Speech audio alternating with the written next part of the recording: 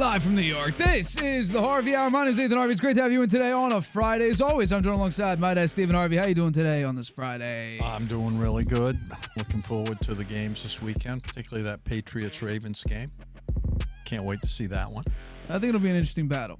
Patriots are not going in the right direction as of late. Their defense is falling off a cliff. I know. Well, this is a statement game for them. The Ravens are a competitive team. They haven't played that many really competitive teams this year.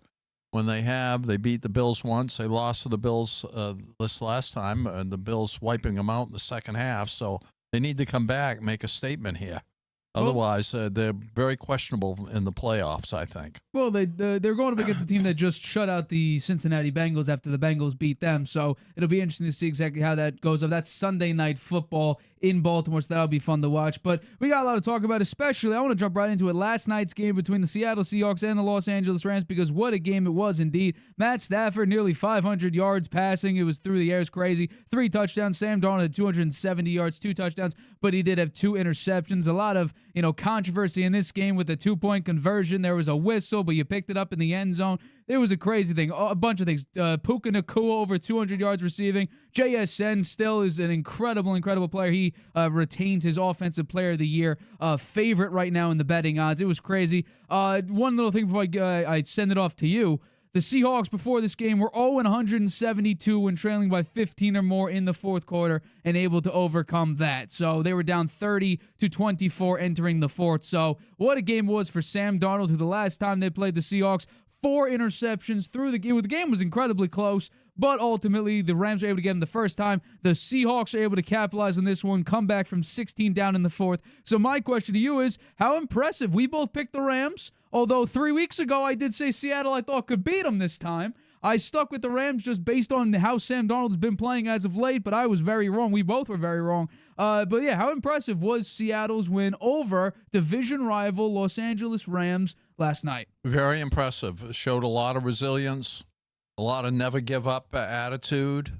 I was very impressed with the way they came back. I think the Rams beat themselves in this game. They lost focus after they led 30-14. I just think they thought, it's in the bag now. In fact, at that point, I did call it quits and go to bed. But the morning I got up and turned it back on, I didn't know who had won, and they were replaying it. And they were playing the third and fourth quarters, and I was like, wow, what's going on here? I think the momentum changed big time on Shaheed's punt return for a touchdown. That was the thing that really lit a fire under Seattle. And then Darnold, who played poorly up to that point, really, he'd thrown two interceptions, came alive. He got the 2-point conversion after Shaheed scored. That was critical. And then they got that one very lucky one on the end. That was wild. I couldn't believe that. I mean, Charbonnet, when he picked up the ball, he didn't know that he was picking it up to get the 2 points. He was just picking it up to hand it back to the ref. So that was a wild play. I never seen that before.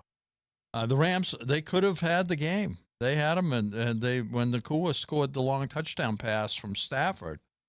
But then the defense couldn't stop the Seahawks and that comeback TD drive. And then the very gutsy call by McDaniel to go for 2 points at the end, which won the game. And that is big. That's very big. I'd say this is one of Seattle's biggest wins since the Russell Wilson era, when they went to the playoffs every year. This is a big win for them. This puts them in line to be the number 1 seed in the NFC. They're ahead of both the Rams now and the 49ers in their division, and I think they're tied with the Broncos for the best record in the AFC. I was really surprised by the Rams' defense played so poorly in overtime. How they let him go down the field and score that touchdown after the big play from Stafford to Nacua. Just very, very surprised by that. And Stafford's stats, 29 of 49, 457 yards, 3 TTs, so amazing. But in the fourth quarter, they had 3 3-and-outs. They couldn't do anything there after Shaheed ran that punt back for a touchdown. It was all Seahawks after that. Williams had a nice game, 23 for 70 yards. And Nacua, you mentioned, 12 catches, 225 yards, 2 touchdowns. Darnold started out slow. The first half, the offense didn't do anything. Threw the 2 interceptions. The second one, I figured the game was over, but they managed to come back. He had 270 yards, 2 TDs, two interceptions. Walker had a very nice game. That long run for a touchdown. 11 carries for 100 yards. Very nice. Almost 10 yards a carry and a touchdown. The Jigba, eight receptions, 96 yards and a touchdown. You're right. He's Offensive Player of the Year. I'd say Darnold really, I think he lifted his credibility in the eyes of a lot of people with that game last night to come back like that. He hasn't done that before, and particularly against the Rams, where he's had terrible time. 4 interceptions last time. In the playoffs last year with Minnesota, he had a horrible game. So it's redemption for him, and good for him. I felt happy for him, actually. Yeah, no, and this is where a lot of people are going to come in and say, well, Sam Darnold, because we even got video when we reacted to the Sam Darnold signing his $100.5 million contract for 3 years. We got a couple people commenting on how this is aging like like spoiled milk and whatnot. I'll say at the time he was coming off of a season where, yeah, he did go 14-3, but the last 2 weeks that we saw him, he crapped the bed against the Detroit Lions and then got sacked 9 times against this Los Angeles Rams team. So we were a little bit justified in what we just saw from Sam Darnold. And this season, we have to realize that he just threw 4 interceptions against this exact same team. So to have a little bit of like, hold on, what Sam Darnold are we getting? And the recent performances where he's throwing under 200 yards and really not being incredibly effective, but they're still winning based on defense. I think we had a little bit of leeway on having our, little hesitation on what Sam Darnold could be. But yeah, sure. We can look at the win total and say, they have 12 wins. That's great. But everybody knows what's coming. The postseason. We have to see Sam Darnold actually perform well in the postseason. We haven't seen that yet. So again, we have all these questions. I think they're rightfully placed because they just went 14-3 on the Minnesota Vikings. Sam Darnold did, and put up a massive dud performance against the Los Angeles Rams. But in this game, I thought he played fine. But I kind of agree with you. The Rams had opportunity after opportunity. I think, first of all, we found their hole. Because we kept thinking, what's the Los Angeles Rams hole? Cardi the kicker, missing kicks, got kicks blocked, returned for touchdowns to lose games. Okay, they benched him. They brought in a new kicker. But it doesn't matter. Special teams is their major weakness. Because if you look at this game, they open up the game. How do they open it up? They go all the way down to Seattle 39. They go for it on 4th and 1 instead of kicking the 56-yard field goal. Then what do they do a little bit later? The kicker misses a 48-yard field goal with 2:11 left in the 4th quarter. And what about this? Also, let's keep going with special teams. Sam Darnold throws a interception right around like the Rams' 6-yard line. The Seattle defense forces a punt. That very punt was the one Shaheed brought all the way back. So there was opportunities for the Rams to stay calm, run the clock down, keep using your 2 backs, who, by the way, Blake Corum, after getting absolutely hated his first year or 2 in the league, all of a sudden now he looks like a very, very good running back. Kyron Williams, we already know, he's an incredible running back as well. But I think special teams is their major hole, and we saw it in this game, where there's just opportunity after opportunity. You're giving Sam Darnold and the Seahawks a little bit of leeway, and if you give them an inch, they'll absolutely rip a mile out of you. So I think this is a great game for the Seattle Seahawks from what they look like early in the season. Then we're like in a weird period. They're coming off a game where they nearly lost to 44-year-old grandfather Phillip Rivers, and we're losing through large parts of that game to come into this game being down 30-14 entering the 4th quarter. Then all of a sudden having to will to bring yourself all the way back, which you've never done in your franchise's history, being down by 15 or 16 points entering the 4th quarter. Lo and behold, led by Sam Darnold, JSN, and the whole crew, you were able to do it. And in overtime, I was talking to my brother about this game. We were reacting in live to it. And I said, if they go all the way down and score a touchdown, they're going to go for 2. Because teams are doing that now. And now, do I think it's a great decision? Not really. But if you look at how the game was playing, neither offense could really be stopped in the grand scheme of things. The Rams' offense in the second half slowed down a little bit, and then obviously in overtime they were able to drive right down the field and score the touchdown.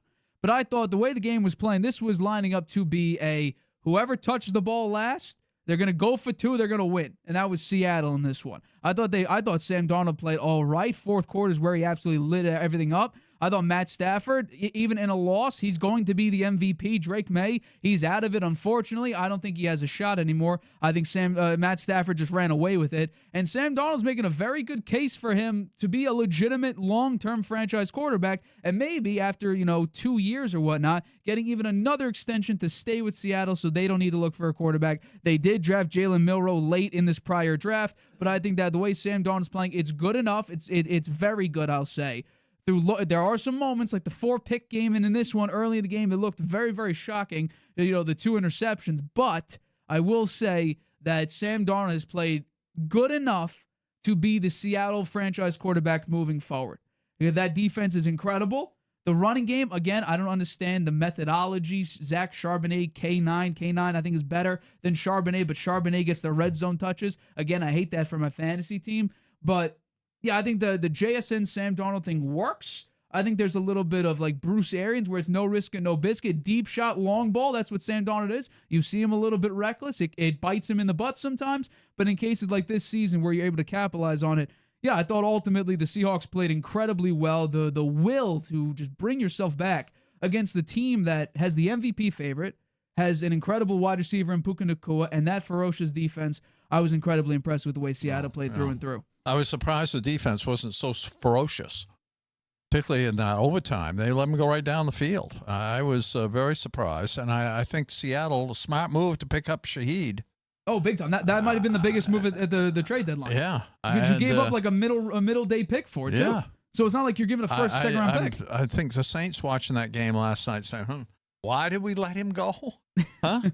That guy's good. Fair question. He's very good. And so, it'll be interesting to see what happens now. I feel bad for the Rams. I feel good for the Seahawks. I like seeing them. Even though I picked the Rams last night, I feel good for Darnold. I think that win says a lot about his tenacity, his resilience, his ability to shake off the poor performance early in the game and play and what needed to be done in order to win that game and get that 2-point conversion at the end. I think they did that because they figured it's going to wind up a tie or we're going to lose, right? Because there's a couple minutes left. Yeah, there was, I think, 3 so minutes if they left, get the ball back, if they stop the Rams, they'd use both their timeouts. If they stop the Rams, they probably have like 20 seconds left on the clock. So I think that was their reasoning, and it was smart. I'm sure they're still talking about it. Matt Stafford, according to the NFL Plus on X, Matt Stafford becomes the 4th player in NFL history to have at least 8 games with 3+ passing touchdowns and no interceptions in a season. He had that long streak of 28 touchdowns, no picks. Then he played the Panthers through a couple interceptions, but now it seems like he's righted that ship, and now all of a sudden he's back to full MVP form. They missed Devontae Adams. Did they though? Night. They scored 30 points in regulation, and still, Puka Nacua had over 200 yards receiving. 3 and outs in the fourth quarter. If he'd been in there, that might have helped. And how about Cooper Kupp with his fumble there, the turnover? That was pretty big. Those guys got redemption. Oh, big time. They got redemption, and it was it didn't seem like it was going to happen.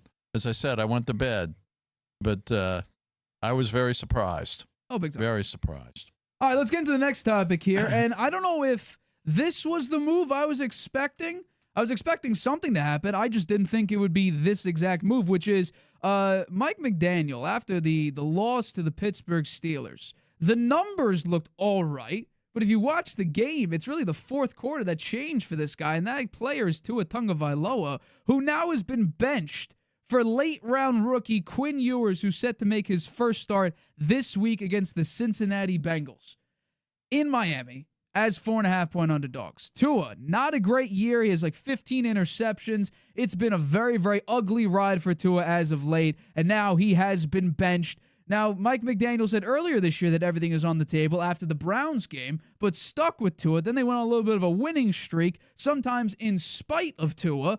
50% completion percentage, nearly lost to the Saints. They did lose to the Steelers. And now it comes down to it where we're now starting late-round rookie Quinn Ewers in place of a $50 million a year quarterback on average. So my question to you is, what do you think Tua's future looks like in or not in Miami?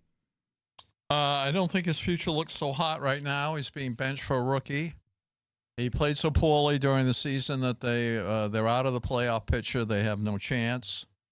He's said a lot of things during the year that were controversial and dissed his teammates for not showing up for voluntary film watching, which McDaniel criticized him for.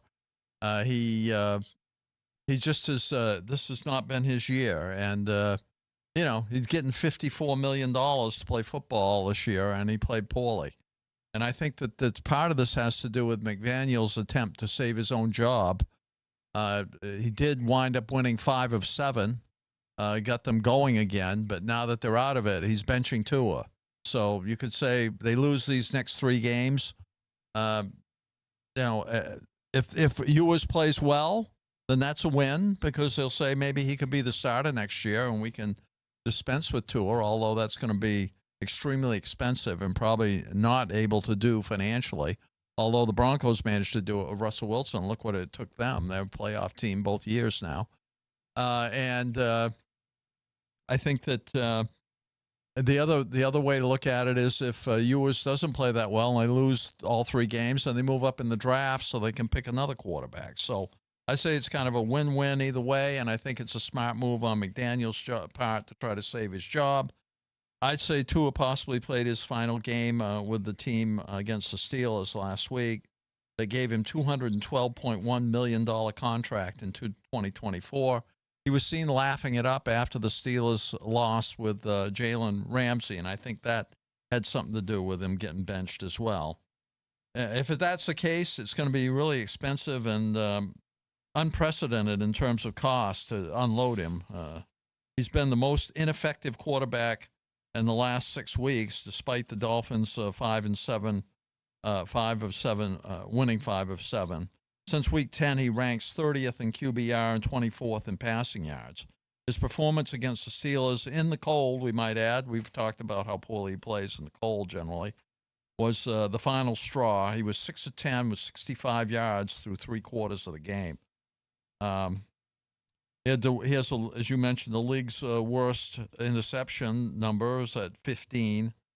With the benching, I think he's likely to be a bridge to someone else for the Dolphins, or a free agent looking to be a bridge for somebody else.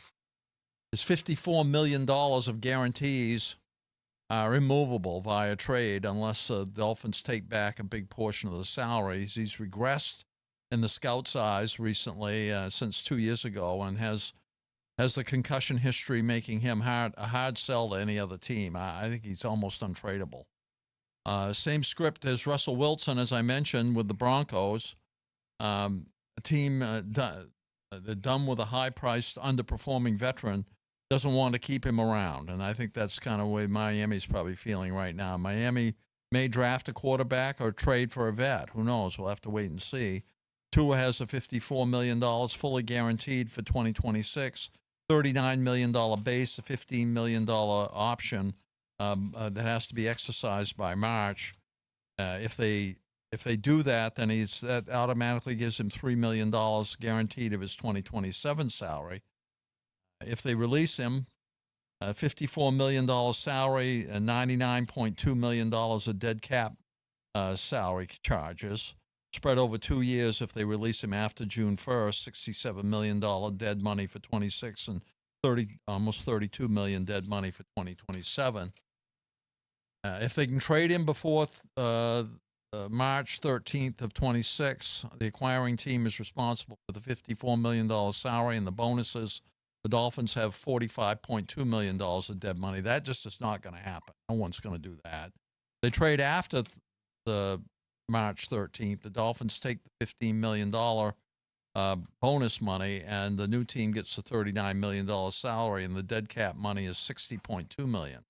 This is similar to the Broncos, who made the right decision and let Russell Wilson go. The dead money doesn't kill a team's chances, but Denver found a quarterback who could play right away, and that was big for them. McDaniel did not draft Tua, but had advocated for his extension with Greer.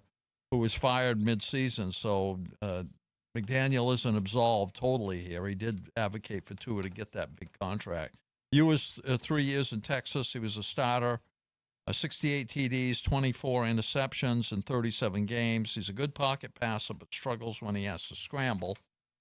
If Ewers plays well, he could be the starter. If he doesn't, Miami may get a higher draft pick. That's how I see it. Well, I think, first of all, he's not moving before March 13th. Nobody's going to pay $54 million for a quarterback that works in a system that is unrealistic in the NFL. If you have to run a system, if you're the Miami Dolphins, the entire system is based on Tua's timing. Because he can't stay in the pocket. Because if he stays in the pocket and the offensive line is not tremendous, he gets one more hit, he'll be forced to medically retire. And that's the situation the Dolphins are in. They have to basically walk on eggshells in that quarterback position because their quarterback has had some serious head injuries that have basically forced him to look like he has rigor mortis out on the field. It's not a good look. So the entire offense is based on quick timing, getting it out in under 2.1 seconds if they can. The unfortunate situation is if you're Mike McDaniel and just overall the Miami Dolphins is, nobody is out there as Usain Bolt. Tyreek Hill's the closest thing, but he's currently not on the field. Even this year and kind of last year, when he was on the field, he wasn't as effective as what we saw him when he used to be with Patrick Mahomes on the Kansas City Chiefs. So this offense has to be kind of manipulated into an unrealistic offense with unrealistic standards for a quarterback that wasn't that good to begin with. So yeah, I think that the Dolphins are stuck. Now, here's the first thing.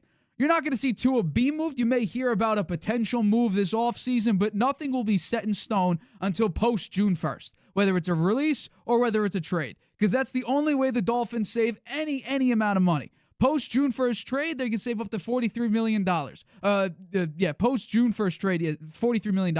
Releasing him screws you either way. You cannot save any money if you release him.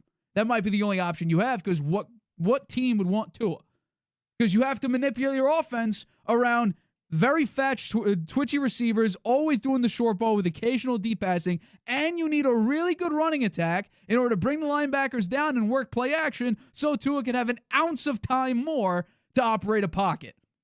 If you look at the Raiders, their offensive line's a sieve. Ask Geno Smith. He's getting battered and bruised in under 2.5 seconds. Go around the league. Figure out a team that would want Tua. I guarantee you the Jets don't. They're probably going to get Fernando Mendoza in the draft if they somehow move up in the draft to the Giants trade the number 1 overall pick. The Giants may draft a quarterback or they may keep Jackson Dart. Who knows? But they don't want a quarterback. The Saints, Tyler Shuck has played incredibly well for the level of expectation you have for him, who, by the way, no one had any expectations that he would be anything. He's put up some pretty good numbers and has played pretty well. The Raiders, again, that offensive line doesn't work. Pete Carroll may be out the door. I guarantee you Tom Brady doesn't want him on the team if as he'll stay the minority owner. The Cardinals, they're probably going to look for the future. They don't want to spend a lot of money on another bust quarterback. They already have Kyler. They got to deal with that situation. They shut him down. They may be off of him. Cincinnati's got Joe Burrow. Tennessee has their quarterback. Indy, that's the best one for you. But I guarantee you, Daniel Jones, I trust him more than I trust Tua, because at least he could take a hit. As we saw, he played on a fractured fibula, and he was able to actually walk on a torn Achilles. Tua can't get hit. He can't run. Daniel Jones at least has that ability. So in reality, the Dolphins are stuck. And this is what I said when he signed the contract. There was no other option for them. It's go basically tank, or at least pay Tua money and hope it works out. It didn't work out. So now you're stuck. You fired the GM already. The quarterback's you're pushing him out the door already. You're going to probably lose Tyreek Hill unless you can convince him, hey, we're going to go get a respectable quarterback. Please stay. Mike McDaniel, he's all right. Not too bad. The defense and the team, after they were just completely, lackluster, they kind of seem like they've been playing for Mike McDaniel to keep his job, and Stephen Ross already said that he really likes Mike McDaniel, so my guess is he won't be fired. Washington has their quarterback of the future. Go down the list. Where's the opening? J.J. McCarthy's put up good numbers as of late.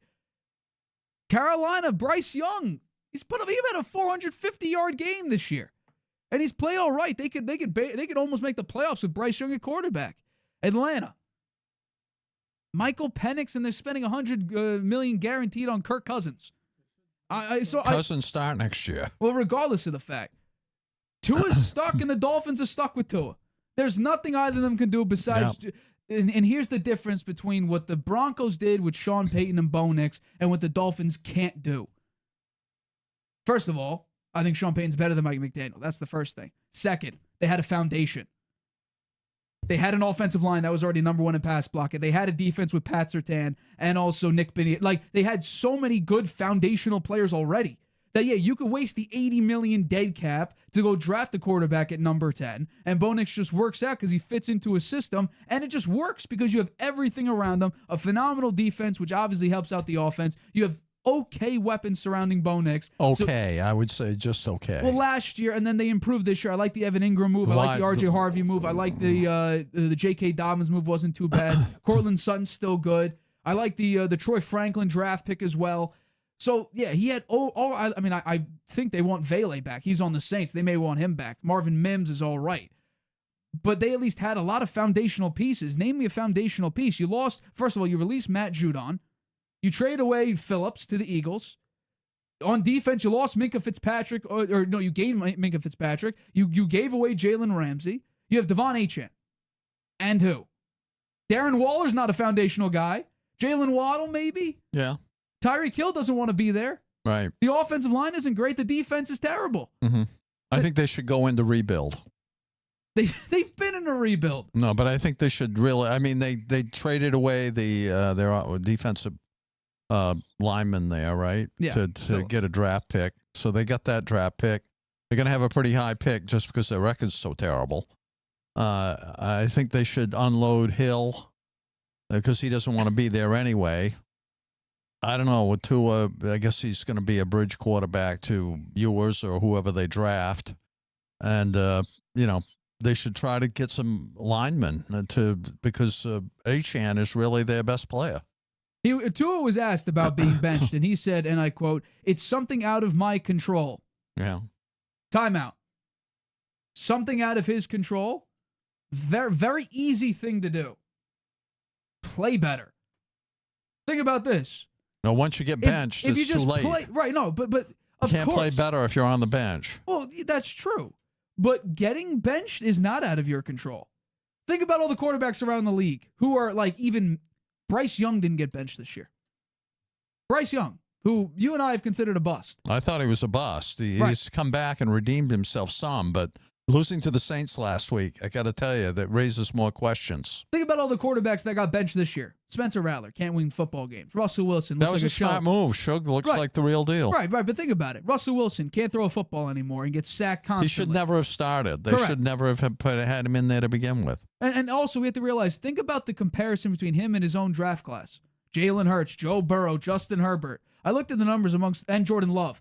Jalen Hurts, Joe Burrow, Justin Herbert, and Jordan Love. Tua does not even lead in a single statistical category amongst the rest of his draft class. Not a single one. Yeah. And a lot of those quarterbacks have not had the same level of talent around them. And they've grown over time, but think about the team in general. The Dolphins at least had some respectable seasons where they look good on either side of the ball. Joe Burrow's had the worst pass-blocking offensive line since he's came into the league. Justin Herbert had to deal with putting up the most yards and the most points, but his defense gave up the most yards and the most points. Tua's when he came into the league, he was beating the Patriots constantly. The Jets are a disgrace. The Bills were the only competition. Couldn't get past them. And might I add, this is my big thing. If you're a starting quarterback in the NFL, you can't play 70% of a season. You have to play the back 30 because Tua, in December and January, has a 13-12 record. And in January, he's 1-3 with a 58% completion percentage, 3 touchdowns, 6 picks, an astounding passer rating of 65. And beyond week 13, he's 11-11, 64% completion percentage, 26 touchdowns, 20 picks, a passer rating of 84.6, which is 15.3 passer rating points lower than any of the other categories, 1-4, 5-8, 9-12, and then 13 plus.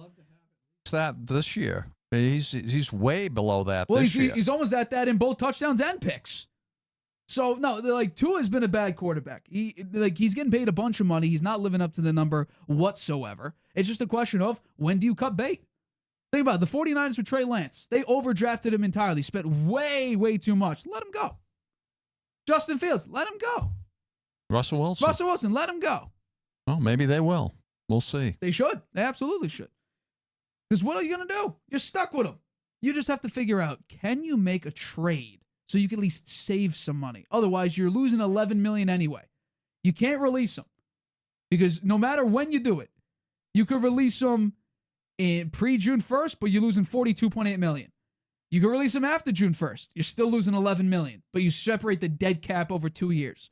At least trading That's him. what they'll do. Trading him post June 1st, you could save $43 million. I think if they can't trade him, they'll release him after June 1st. I guarantee you, any team is asking to take either all or a majority of that dead cap hit for Tua Tagovailoa. And if the Dolphins don't do it, they're going to have to release him. Or keep him as a backup, and then we'll hear a bunch of, Tua as a backup. How does he feel about it? They're starting Quinn Ewers. I think he's poison in the locker room. I think it'd be better to cut bait. Say goodbye to him. Does he retire? No way. He why would he? He's got $50 million coming to him regardless of what happens. Regardless of what happens? It's fully guaranteed. Even if he retired? It's fully guaranteed. I think if he retires, he doesn't get it. Why not? Because he's not. Just because you retire. I mean, there's people on void years still get money.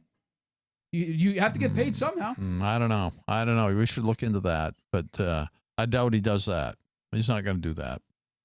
These guys all have big egos. He thinks that he's still great. He thinks he can still play. He's getting benched for a 7th round rookie. But that, in a way, that makes sense. I mean, they're done, right? They might as well. Why bother playing Tua now? The games don't matter. Then they would have put in Quinn Ewers when they were losing all those games on like that 4-game losing streak.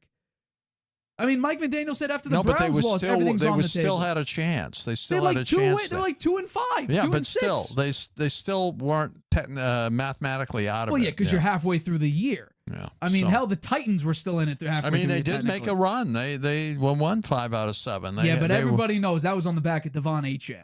Everybody knows that. Tua was completing barely 50% of his passes. I agree with you 100%. But, he was in there as a game manager. They didn't let him throw the ball that much. And when he did, he didn't do it well. So, he's toast. You've got Tua's toast. I agree. But no, here's my thing, though. Mike McDaniel's already said this, where he's like, oh, everything's on the table. He said after the Browns game.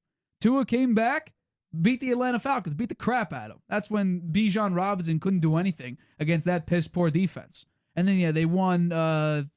They went 1, 2, 3. They won like 5 out of the next 6. And then here we are stuck with where the Dolphins are now, looking absolutely pitiful. Congratulations. Yeah. You beat up on the Saints. You beat up on the Commanders. You barely beat the Commanders. You beat up on the New York Jets. Round of applause. You beat on the bottom feeders. Yeah. Throw the Tennessee Titans in there. Will that add more credibility to this piss-poor record of 6-8? I don't think so. There's a lot of poor teams in the league this year. Oh, absolutely. 100% there is. It's either you're great or you're horrible this year. Yeah, there's not many middle teams, I would say. I mean, think about the NFC West. It's 12, 11, 10, and 3. I mean, the closest thing to mid is the NFC South, as usual. 7, 7, 5, and 4. It's interesting to look at. All right, we're going to take a quick break, but coming up, we got to talk about this. Week 16, we got to make our picks and predictions. We're already down 0-1 in the win-loss. We got a lot to do. I got a couple upsets here that I want to talk about. And also Harvey Hot, and we went 3-2. We're about 55.6% winning percentage this year. Not too bad. I got 5 picks here that it's a good week for picks. Injuries have been in our favor right now for week 16, so I'll talk about that right after the 60-second break. Using Wi-Fi without NordVPN could mean sharing your private stuff with more people than you think. Stay safe on public Wi-Fi. Get NordVPN's special offer and encrypt your internet connection. NordVPN. Online security starts with a click. Welcome back to the Harvey Hour. My name is Nathan Harvey. It's great to have you in today on a Friday. As always, I'm joined alongside my dad, Stephen Harvey. Let's get into our next topic of today's show, which is Week 16. Every single week throughout the NFL season, we make our picks and predictions for who's going to win and who's going to cover the point spread. You've gained a little bit of ground on me in the point spread a little bit, slowly creeping up to maybe beat me. You're still beating me in the win-loss pretty handily. We did tie this week, so at least I'm not losing any ground. I went 9-7 in the win-loss. But hopefully, and last week was my time to shine because we actually had a decent amount of differences. I just couldn't hit on a lot of them. Point spread was rough last week, but let's get into it. We got interesting already. Saturday games, Fox Super Saturday, Eagles at Commanders. Give me the Eagles here. It looks like Jaden Daniels is shut down for the rest of the year, so it looks like the Eagles are going to be facing Marcus Mariota. It's a 7-point spread. What they did against the Las Vegas Raiders was impressive, but again, I've said the entire season, Las Vegas Raiders are half a football team. So I think you did your job. You beat up on a terrible football team. Now you're going up against the Commanders that did beat the New York Giants. But it's the Giants. So I think the Eagles, they got to figure something out. If they're going to be, competing for a back-to-back Super Bowl, which nobody expects. Hell, nobody even really expected it after they beat the Chiefs. Everyone kind of going into the season was kind of the vibe of, okay, it's a one and done. Well, if you want to prove everybody wrong, here's your time to do it. Go on a big winning streak here. Kind of right the wrong here. I'll take the Eagles, though, to beat the Commanders and win, or to beat the Commanders and cover the point spread on the road. They cover the -7. Next one, Packers at the Bears here. Micah Parsons done. Kenny Clark's out the door. Christian Watson's probably going to miss it. Dontavian Wicks is banged up. Josh Jacobs is banged up. Give me the Chicago Bears here in this one. I just think about the game they played a couple weeks ago.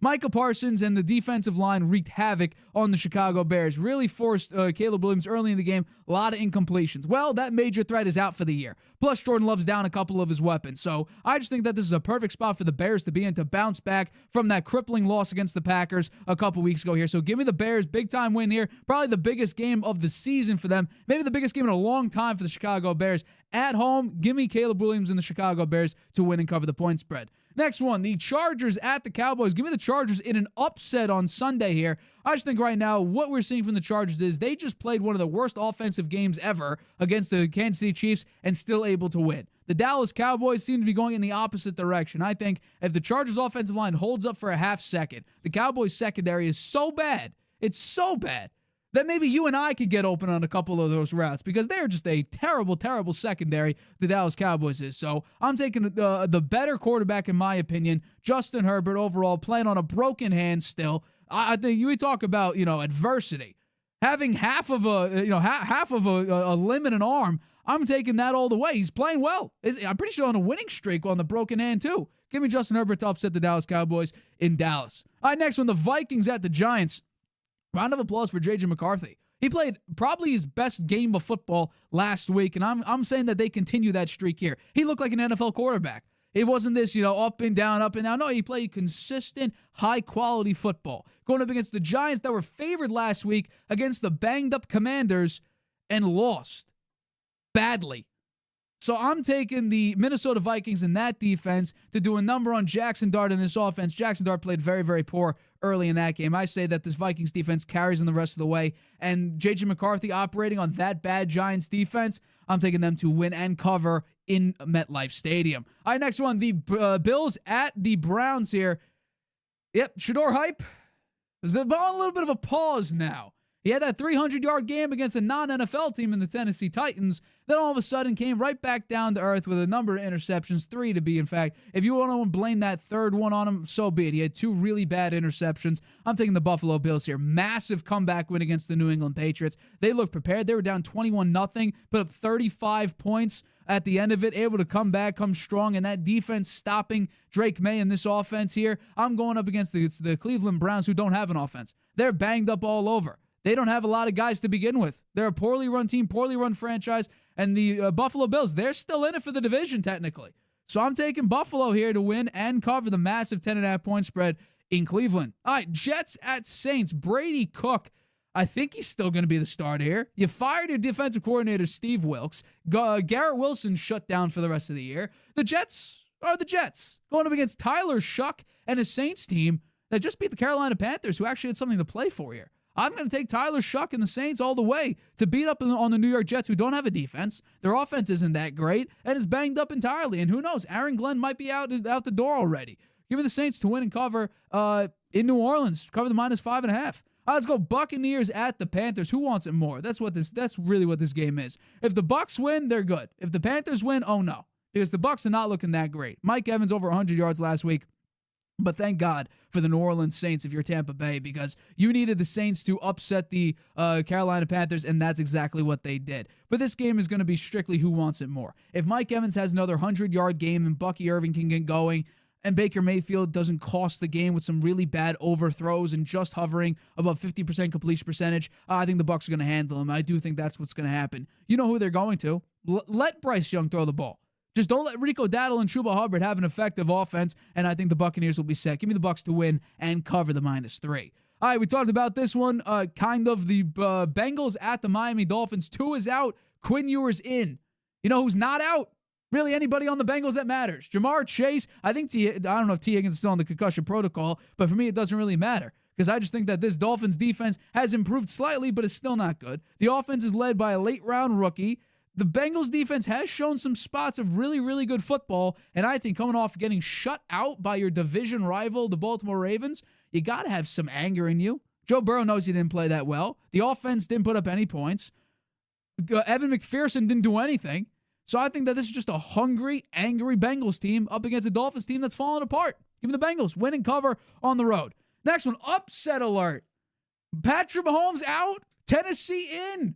Give me Tennessee to upset the Kansas City Chiefs. The first game without Patrick Mahomes basically in his entire career where he's not just resting at the end of the year, where he's actually out injured. I'm saying that the Tennessee Titans get it done. Cam Ward, he's playing well. Turnovers have dipped a little bit, which is always good. Remember, early in the season, he couldn't stop turning the ball over. He would throw it forward, and the ball would go backwards. Not a good look. Tony Pollard, he seems to be doing pretty well as of late. So I'm saying that the Titans, I'll take the point spread regardless, but I think this is an opportunity for the Titans to get another win in their column. Give it the Titans to upset the Chiefs in Tennessee. All right, next one, Jaguars at the Broncos. Both teams are fiery hot. Jaguars, they're burning. However, the Broncos are like lava. They are thousands and thousands of degrees Celsius right now. What, are they on an 11-game winning streak? Going against the Green Bay Packers and shutting them down? I thought that was their best win. I think Bo Nix played his best game last week. So I think that this is a perfect spot for the Broncos to be in. Shutting down the running game. Trevor Lawrence on a hot streak, shutting him down hopefully. Riley Moss, he's one of the highest targeted defensive backs, but one of the lowest completion percentages allowed. I think this defense is ferocious still. I'll give the Texans the nod for the best overall defense, but the Broncos are right there. I think the Broncos defense with Bo Nix playing what we would have hoped to start the year with based on last year. Bo Nix is coming into form against a Jacksonville defense. It's opportunistic. Opportunistic. That's the key word there. I don't think they're a phenomenal defense. They're opportunistic. I'll take the Denver Broncos to win and cover the 3.5 points. But the hook is for the Jaguars. So I'm a little bit nervous about that cover, but I think the Broncos, they're still vying for the number 1 overall seed in the AFC, and I think they need it. I'll take the Broncos to win and cover. All right, next one. The Falcons at the Cardinals here. I think, Kirk Cousins, he's not terrible. He's not great. Not terrible. When he plays the Bucs, he's Hall of Fame level. Everybody else, he's all right. But you're going up against the Arizona Cardinals, who since, week 11 has been one of the worst defenses in the NFL. Bijan Robinson, I think this is just give it to Bijan 20 times. Let Kirk operate, under play action. I'm saying that the Falcons get it done on the road in Arizona. They're a broken down team. Jacoby Brissett, fine quarterback. I think he could start for a low tier team like the Cardinals and look pretty good as he has through large parts of the season. Look better than Kyler Murray this year at least.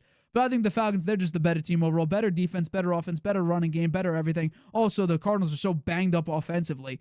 They're really stuck there. So I'll take the Falcons to win and cover the -2.5. Next one, Steelers at the Lions. Here's what gets interesting. There's a pattern again. The pattern redeemed itself. After the Lions were up, 21-10 against the Rams? I thought the pattern would be screwed. Nope, lost the game, as expected. Well, what happens this season since week 5? Win-loss, win-loss, win-loss, win-loss, win-loss. Well, they just lost. So this should be a win. I'm taking the Lions to win and cover the -6.5 against the Steelers beat up on a bad team. The Dolphins are not a good team.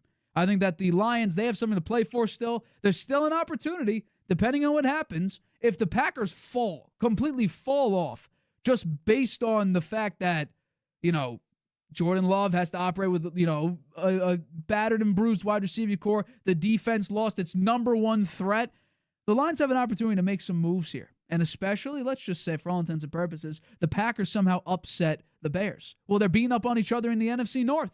There's still a shot for the Lions to do something. I think they'll at least, start it here with a win over the Pittsburgh Steelers. Next one, Raiders at the Texans. Texans in their red uniforms this week. I'm going Texans all the way here. Massive point spread. I'm taking it through and through. I know Kenny Pickett and Geno Smith is coming back, but I think that this defense, Geno Smith's going to get hammered. We're looking at 7 sacks probably, unless he gets it out in like 2.2 seconds. Reality, Danielle Hunter and Will Anderson, they're going to absolutely torment a really bad Raiders offensive line, especially Ashton Genty. He's not giving you much offensively. I think the interior of this defensive line is actually underrated because we focus so much on the edge rushers. The interior of the defensive line has done a phenomenal job this year. Also, C.J. Stroud seems to be doing a great job this year as well. I'm taking the Houston Texans to win and cover the minus 14.5. Finally, Sunday Night Football, I'm taking the Ravens.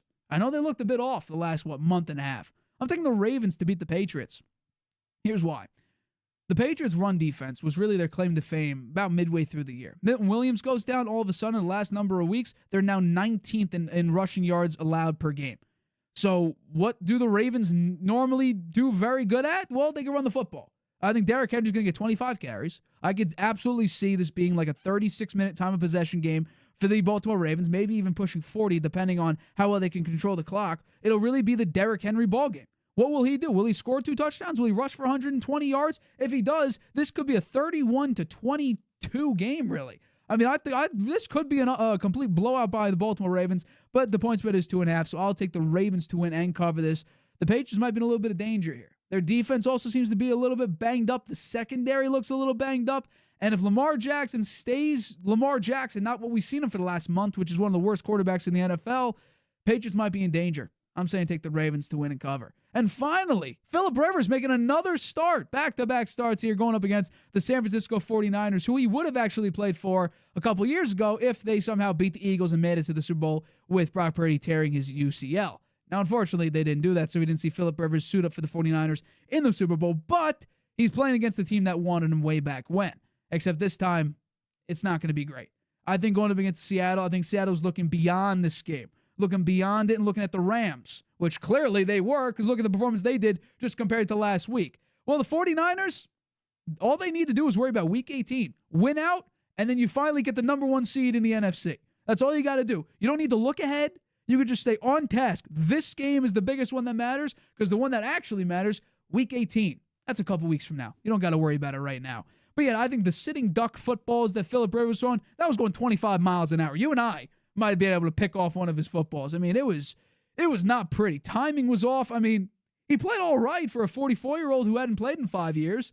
But going up against a really good, even though it's so banged up, Robert Saleh has the 49ers defense playing at a very high level. I'm taking the 49ers to win and cover the minus 5.5 point spread. I do not think we'll see a game like the Seahawks-Colts, where it's like nip and tuck, and finally, the Seahawks get a very late game touchdown or field goal. I don't see that happening. Give me the San Francisco 49ers to win and cover the minus 5.5 on Monday Night Football. And those are my Week 16 picks.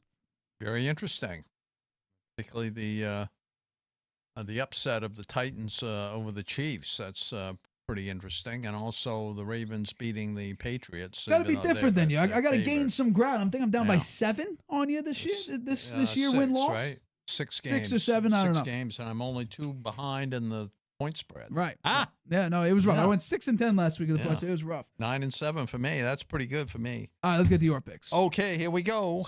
I like the Eagles, -7 over the Commanders. I think the Eagles' defense will be the difference in this game. They're 6th in points allowed, 10th in yards allowed per play, 5th in EPA per play. So they got a very good defense, and I think they are consistently very good generally, even though their offense with Hurts and Barkley haven't been anywhere near what they were last year. They've really got to turn it on. I agree with you. If they think they're going to be serious contenders for the Super Bowl, they got to show something here down the stretch and get that offense going. They've only topped 370 yards and 30 points twice this season, and that was against the Giants and the Raiders. So their offense has really been a problem for them all year. The Commanders are 31st in takeaways, so I don't think they're going to be taking the ball away from the Eagles this week. The Eagles need to make a statement on offense to regain some respect and confidence on the final stretch to the playoffs, and I'm thinking they probably will, but it remains to be seen. But I do think they'll be good enough to beat the Commanders by at least 7 points. Packers at the Bears. I agree with you. I'm taking the Bears. Micah Parsons, who leads the NFL with 83 quarterback pressures, 40 more than any other Packer, is gone for the season with the ACL. Who's going to step up? Not clear to me. The Bears have the 5th-ranked offense, the 2nd-best rushing attack, but they're missing Odunze and Burden in this game. They're not going to play. The defense leads the NFL in takeaways. The Packers receivers are also banged up on all of the were on the midweek injury report. All 50 of them. I mean, how many wide receivers do the Packers have? They got names I've never heard of coming out there and playing, but they're all banged up. Love, he's got to protect the ball if they're going to have a chance. He's 9-1-1 when he doesn't have a turnover. I think the home team's going to win this one. Chargers at Cowboys. How are the Cowboys favored against the Chargers? I didn't see how anybody would favor them against the Chargers, and I certainly don't. I'm saying the Chargers are going to beat them. Despite being hit and sacked more than any other quarterback, Justin Herbert is leading the Chargers and playing winning football. And they have a strong defense, 1st in passer rating allowed. Cowboys defense is ranked 15th in pressure rate. And so I think it will be a little easier for Herbert this week, particularly still playing with that broken hand. Quinn Williams is still in concussion protocol. If he doesn't play, then I think that's another reason the Chargers will have a pretty easy time with them. It's interesting. In weeks 12 and 13, the Cowboys beat the Eagles and the Chiefs.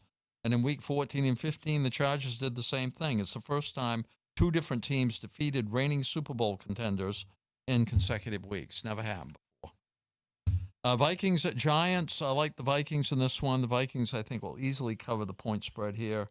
The Giants should continue to tank to get the first pick in the draft. I think that's their best move right now. Dart is too reckless. He's been evaluated for concussions in 5 out of his 10 starts. He's not going to last long in this league if that continues.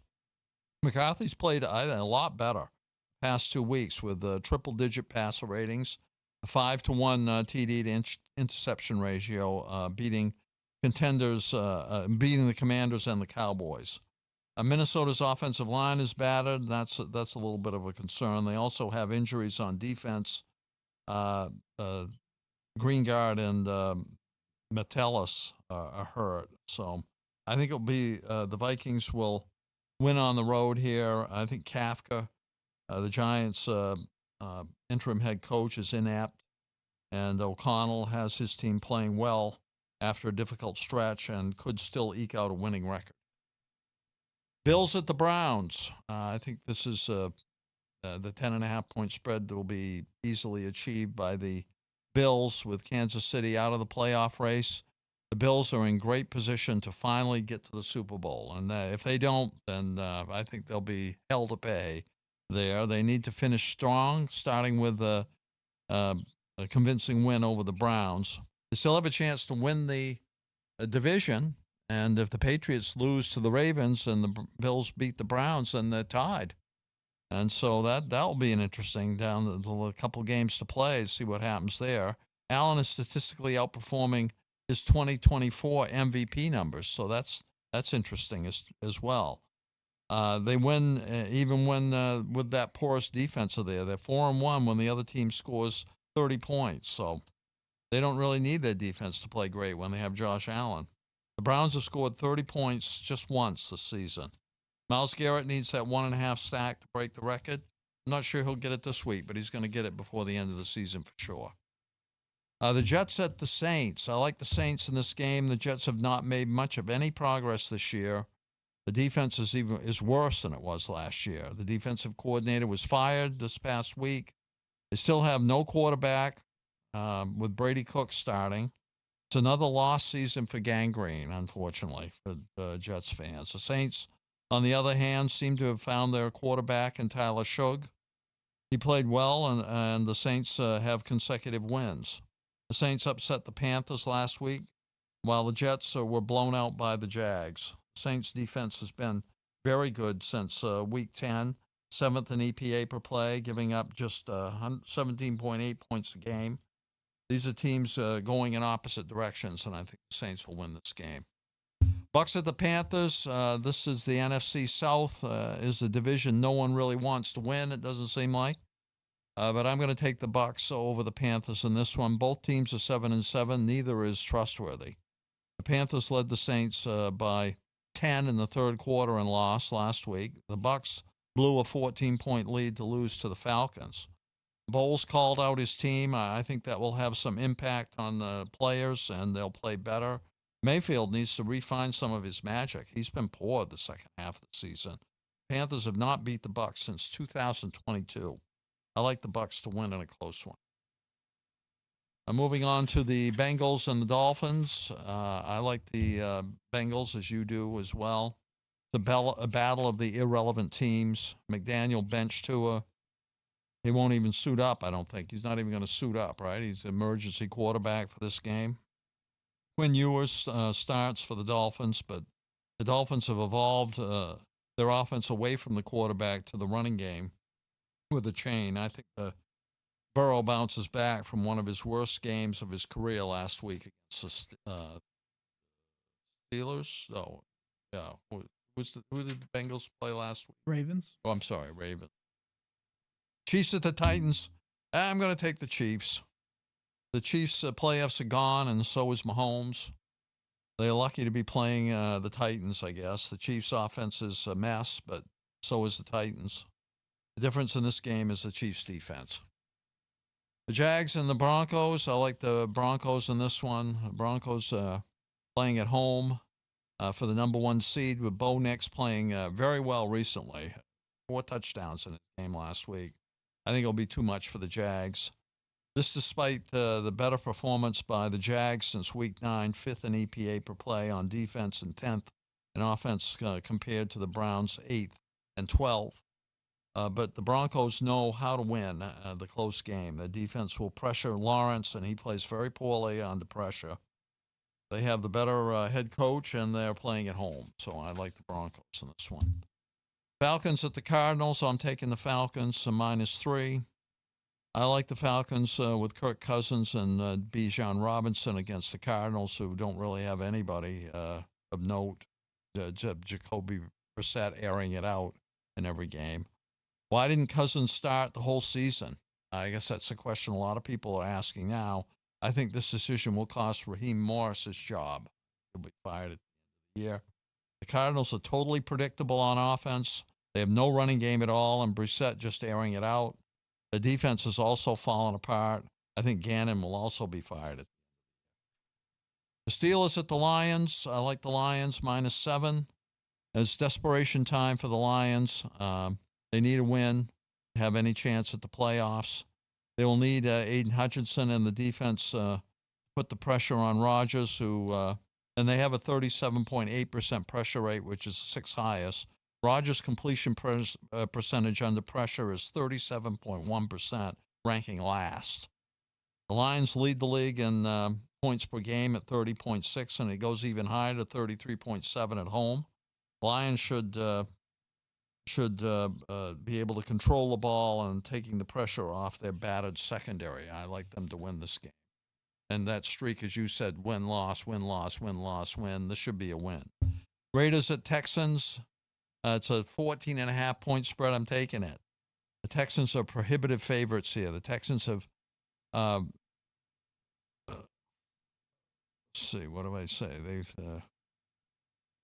They've turned their ship around here. They started 3-5. They have a 6-game winning streak now, which will continue this week. The defense leads the league in scoring, 16.3 points per game given up, and total D to only 269.2 yards. The Raiders are last in scoring with 14, and total offense with only 244 yards a game, rushing 70.8 yards per game, and sacks allowed 54. Need I say more? Okay, moving on to the Patriots at the Ravens. I got my sweatshirt on. I got my hat on. I got to take the Patriots, although I can understand why you're taking the Ravens. The Patriots need this one to convince us they can beat a potential playoff team after they were destroyed by Buffalo in the second half last week, losing 35-31 after leading 21-0 at halftime. Lamar not playing up to his expectations after earlier injuries in the year. The Pats' defense is superior to the Ravens, but banged up. As you say, the running has defense against the run has kind of fallen off since injury to one of the key run defenders. The Ravens have home field, but are only 3-5 at home. Pats are 6-0 on the road. So go Pats. Got to win. Get Bills. If we tie with the Bills wind up winning the division. It doesn't say much for the Pats going into the playoffs. 49ers at Colts. I like the 49ers. 49ers need a win to keep pace with the Seahawks and the Rams. Grandpa Rivers will get the start again for the Colts. The Colts played very well last week against the Seahawks. And Rivers did a game manager's job, but it will be tough against the 49ers. Rivers will have to throw the ball down the field successfully for them to even have a chance, and I don't think he'll be able to do it. And those are my picks. Well, there we go. All right, it should be interesting to see what exactly happens. Hopefully I can gain some ground. It's been I really haven't done that well this season. I mean, my averages are plummeting this year, so it's not going to be great. We'll see, though. It should be a fun week. That Titans game should be fun to watch. 55% on your hot hand is right up there with the best. It's low. No, but it's up there with, I think 52% is what the bookmakers do, right? Well, 52% is your 500. I know it's obviously not 500, but obviously with the tax that you have to that you withdraw and whatnot, you have to hit 52% in order to at least start making money. I see. You're at 55. I'm at 55.6. So we've been going 3-2 and 3-2 a lot. Still got 3 games to go. That is true. As always, I've said this over the course of several years now. My favorite topic that we do here on the Harvey Hour is my Harvey Hot Hand, which is where I pick 5, 6, 7. Hell, I don't know how many teams sometimes, but it normally is 5. The 5 teams I think you should bet on if you are sports betting. 3-2 last week, winning week as always. But let's jump into the 5 picks for Week 16 immediately with the first one. Vikings at Giants. Well, guess what? I'm taking the Vikings here. This is strictly just based on principle. The Giants were actually favored against the Washington Commanders and somehow lost the game. Jackson Dart didn't play very well. The Minnesota Vikings have an insane defense. They're number 1 in pressure rate in the NFL. Jackson Dart, he's 26th among qualified quarterbacks, 32 qualified quarterbacks, while under pressure. His passer rating isn't that great either under pressure. He's not that great overall while he gets pressured. He seems to leave the pocket way too early. He's a young quarterback. They tend to do that a lot. Look at any rookie quarterback and how fast they leave the pocket. They want to run. Jackson Dart lives in the blue tent as well. He's not going to change a damn thing. I think this Vikings defense is going to lead the way here against the Giants that should have won last week. They were favored, and they lost to a bad, banged-up Commanders team that gave up on the year, basically. J.J. McCarthy looked really, really good last week as well. He seemed to at least for a week, look like a legitimate starting quarterback, and everybody was happy. Now is an opportunity to continue that streak against a very, very bad Giants defense. Give me the Vikings to win and cover the 2.5-point spread. They win 24-21. Bengals at Dolphins. This one's a risky one, but I'll take it. It's a revenge spot for Joe Burrow, who, by the way, he's been absolutely incredible late in the year, but this is a revenge spot. You get shut out by the Baltimore Ravens after the Ravens were on this weird trend of just not looking very good whatsoever. But Joe Burrow, week 16 to 18 in his career. He's 7-0, averages nearly 360 passing yards a game, 19 touchdowns, 3 interceptions, a passer rating of 116.6. So he's absolutely dominant the last 3-4 weeks of the season. Well, you're going up against the Dolphins, who are now starting a late-round rookie quarterback who the team has given up, and I think they're just trying to save face and try to gain a better draft pick. Bengals are playing for something still. They're playing for pride. They're playing for some sort of identity. Zach Taylor may be coaching for his job. Joe Burrow's pissed off, and he's thinking about his future a lot. It's not good to be a Bengals fan right now because your $55 million a year quarterback is not happy. In fact, nobody is. If you remember early in the year, the offense was attacking the defense. After that, the Bears lost, and they kept losing these crazy games. So this is a big-time spot for the Cincinnati Bengals. I got them winning 30-23. They cover the 4.5-point spread. Next one. Raiders at Texans. Risky one, but I'll take it here. The Raiders are half an NFL team. They're right now almost at not an NFL team. They already fired their OC. They're firing a bunch of people. Pete Carroll looks like he's going to be a one-and-done coach. Overall, they're just a terrible team. 28th in pass blocking grade, 31st in run blocking grade, 30th in running grade. Defense is the worst graded defense by Pro Football Focus, and also dead last in coverage grade. They're not a good team through and through. Yeah, they have Max Crosby. That's it. Brock Bowers as well offensively, but you have a quarterback that can't throw very well. It's not the Geno Smith of like the first year in Seattle where he had like a 72% completion percentage and was very, very effective. No, he looks terrible. And I think that the way they operated this year, not great. They couldn't figure out an offensive line. Brock Bowers was so banged up. You lost your number one receiver in Jacoby Myers, who, by the way, why the Patriots got rid of him, we still have no idea. He was asking for $1 million more. The Patriots wouldn't give it to him. Thanks Belichick for that, because now he's absolutely tearing it up in Jacksonville. And they gave him a 3-year extension, $60 million. It'd be good to have that a couple years ago if you're the Patriots. And hell, even if you're the Raiders, it's good to have that as well. They don't anymore. So the Raiders are terrible. Meanwhile, the Texans have the best defense in the NFL. I have no idea how the Raiders' offensive line is going to hold up against that Texans pass rush. And also, C.J. Stroud in this offense seem to be energetic again. They seem to be getting into playoff form, and they still have an opportunity to leapfrog, and especially if the Broncos beat the Jaguars, the Texans have an opportunity to win the AFC South. It's a good spot for them here. It's a 14.5 point spread. It's a massive point spread. But right now, it's plus 100 on FanDuel. You double your money right now. Capitalize on that. Give me the Texans to cover by over 2 touchdowns. I'll take them through and through. Next one. 49ers at Colts. This one I'm taking the 49ers here. Again, 5.5 point spread, which I was a little bit surprised by here. But yeah, the Colts since week 12 have been one of the worst offenses in the NFL, and I don't think it's going to get much better. You have a 44-year-old quarterback, yeah, who played all right, but add context to it. Look what the Seahawks, are now compared to what they were. They were clearly looking ahead. They thought of, we're playing a 44-year-old quarterback. We don't care. We're probably going to win anyway. Well, they played all right, and they nearly lost the game. But overall, they were looking towards this Rams game clearly because they were able to come on top here, down 30-14 entering the fourth quarter, and able to win in overtime. But this one, no, the 49ers are playing very, very good football, and I think Phillip Rivers playing up against a Robert Saleh-led defense, playing as good as it is, especially with the amount of injuries and the amount of players lost from last year to this year, down Fred Warner, down Nick Bosa, and still playing really, really good football. And also Brock Purdy seems to be getting healthier each week. He played phenomenal last week. I think this is a massive win for the 49ers. Give me them to cover the 5.5. They win 27-12. And finally, Packers at Bears. This one's a risky one. Division, normally that's a risky play, but I got to take it. Give me the Bears here to cover the 1.5 point spreads. I think Caleb Williams at home. He's 5-1 this season with 11 touchdowns, 1 pick, 99.2 passer rating, and his team averages basically 28 points per game at home, 27.8. So Caleb Williams plays really, really good at home. The Packers, they lost their number one pass rusher. Their wide receiver core is banged up. Josh Jacobs isn't fully healthy. They already lost Tucker Kraft. There's too many injuries right now to too many big-time playmakers. I got to go with the hot team. The Bears are on fire right now, still vying for that number one seed in the NFC, and they still have a legitimate shot at it.